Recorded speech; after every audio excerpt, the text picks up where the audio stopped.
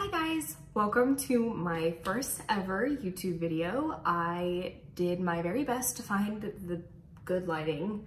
I'm actually upstairs in like our spare area. So I know that I promised to be building a bioactive vivarium while I was doing this video, but I, for the life of me, could not find an enclosure that was not $1 million. And I really looked. I went to a thrift store because I was told that there was a lot there. And then I also went to PetSmart,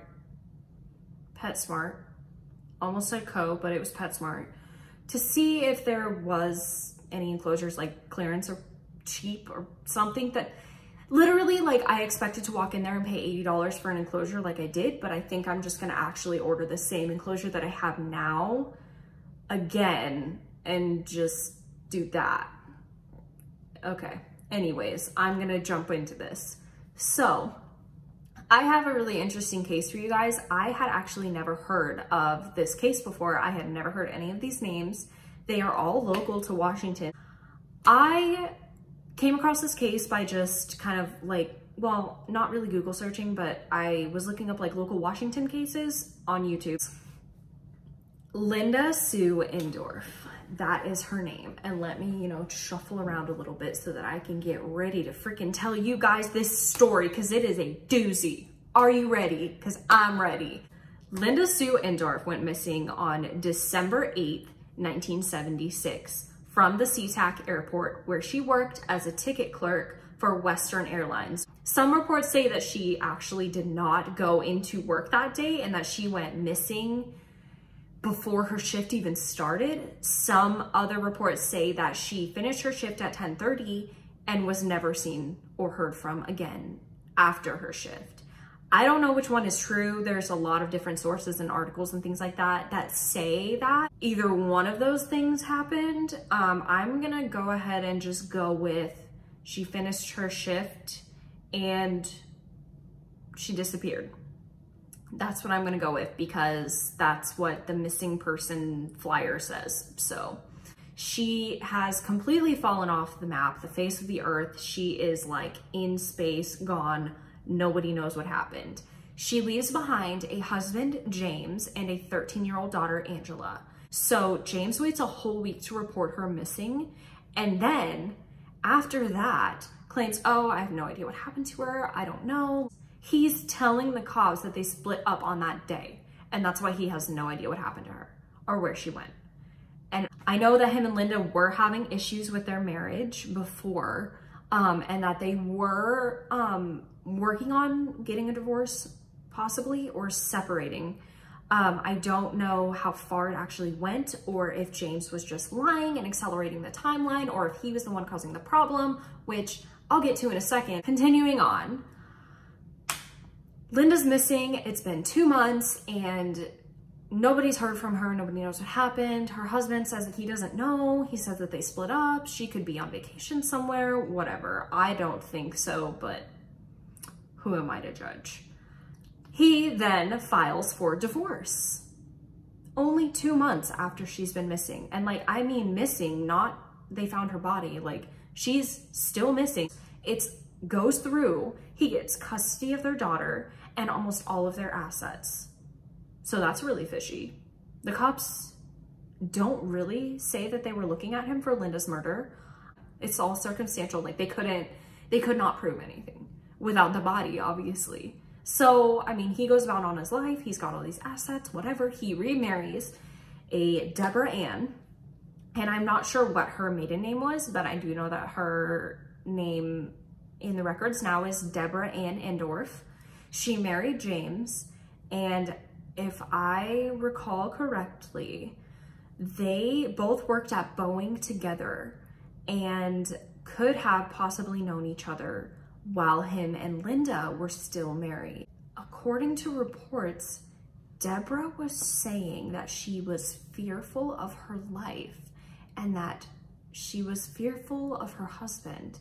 And she said, quote, "If that ever happens to me, don't believe it." She's scared for her life. She suspects that her husband had something to do with Linda's disappearance and she is murdered. And we don't actually know for sure if James did it, but the police do believe that he did. She supposedly, according to James, left for a shopping trip in 1993 and never came back. However, a day later, her body was found in the back of her Cadillac in Tacoma.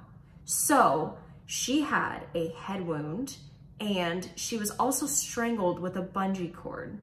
When the police did a search of James' home, they found blood on the garage door and also evidence that he had tried to clean up the blood. And also they found evidence of blood and like a cleanup job in their master bedroom and bathroom. Deborah is dead. His second wife is dead. Now, we still don't know what happened to Linda to this day. Like, we don't know, okay? Deborah, however, was suspected of being murdered at their home, and the only other person there was James. Police began investigating the homicide, and their prime suspect is James, her husband. And this is where the story turns really, really crappy.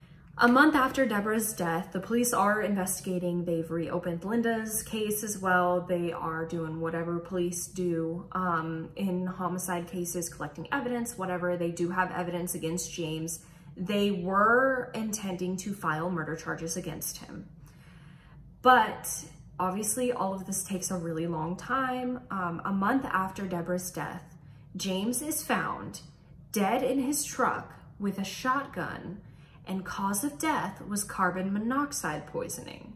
James left a suicide note that says he was not involved in any of it and doesn't know what happened, and he couldn't handle the pressure of the investigation. Let me go into the conjecture part of it. Obviously, I don't know for sure if this is what happened. I don't know the full story. There's actually not a lot of information about this.